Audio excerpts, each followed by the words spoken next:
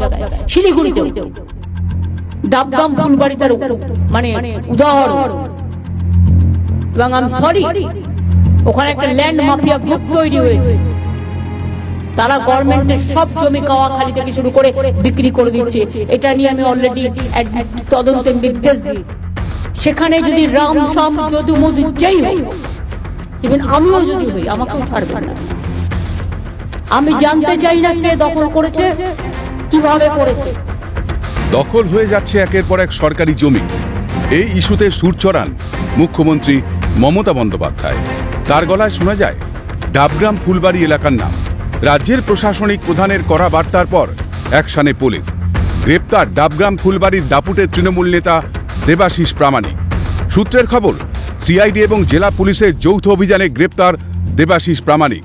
ঘটনায় জড়িত থাকার অভিযোগে পরবর্তীতে আরও দুজনকে গ্রেপ্তার করে পুলিশ।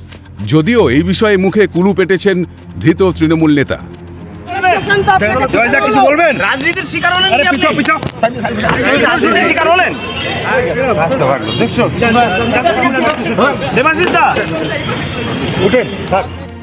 সূত্র বলছে দেবাশিস প্রামাণিক কোনো ছোটখাটো নেতা নয়।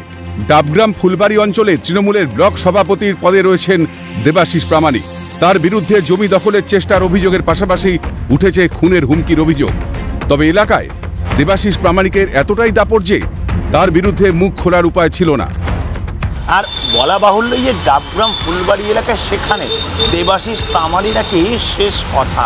তবে সেই দেবাশিস প্রামাণিকের বিরুদ্ধে যখন জমি দখলের চেষ্টার অভিযোগ, খুনের হুমকির অভিযোগ, এই সমস্ত কিছু যখন সামনে আসে, তখন কিন্তু পুলিশ আর পিছুপা হয়নি।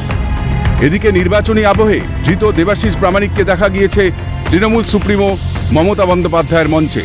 এছাড়াও শিলিগুড়ি পুর নিগমের মেয়র গৌতম দেব ঘনিষ্ঠ বলেও রাজনৈতিক মহল সূত্রে খবর।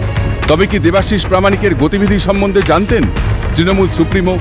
যদিও এই বিষয়ে অবশ্য স্পিক টু নট তৃণমূল নেতৃত্বরা। তবে সুর চড়াতে ছাড়েনি বিরোধীরা, উঠেছে শাস্তির দাবি।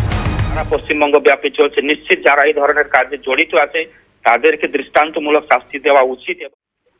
মেয়র গৌতম দেবের ঘনিষ্ঠ, মমতা ব্যানার্জির সঙ্গে তাকে এক গ্যাসে একবার না বহুবার দেখা গেছে। এরকম নেতাই তো জমি দখলের জন্য উপযুক্ত। আমি কি বলবো, কি বলার থাকতে পারে? আর মুখ্যমন্ত্রী জানেন না দেবাশিস প্রামাণিকের কোনো পরামর্শ ছাড়া কোনো কাজ হয় না। দেবাশিস প্রামাণিক হচ্ছে সমস্তটাই নিয়ন্ত্রণ করেন। দাপুটে তৃণমূল নেতা গ্রেপ্তার হওয়ায় অস্বস্তিতে শাসক শিবির।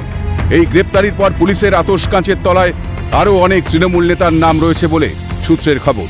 আর কত রাগববোয়াল ধরা পড়ে জালে সেটাই দেখার। 24 লোকসভায় উত্তরে ভালো ফল করেছে বিজেপি, আর তাই 2026 বিধানসভাকে পাখির চোখ করেই কি এই তৎপরতা? প্রশ্ন তো উঠবেই। ক্যামেরায় সৌমেন্দু মজুমদারের সঙ্গে নিতাই সাহা, অভিরূপা সাহা ও তিতাস পালের রিপোর্ট, ক্যালকাটা নিউজ।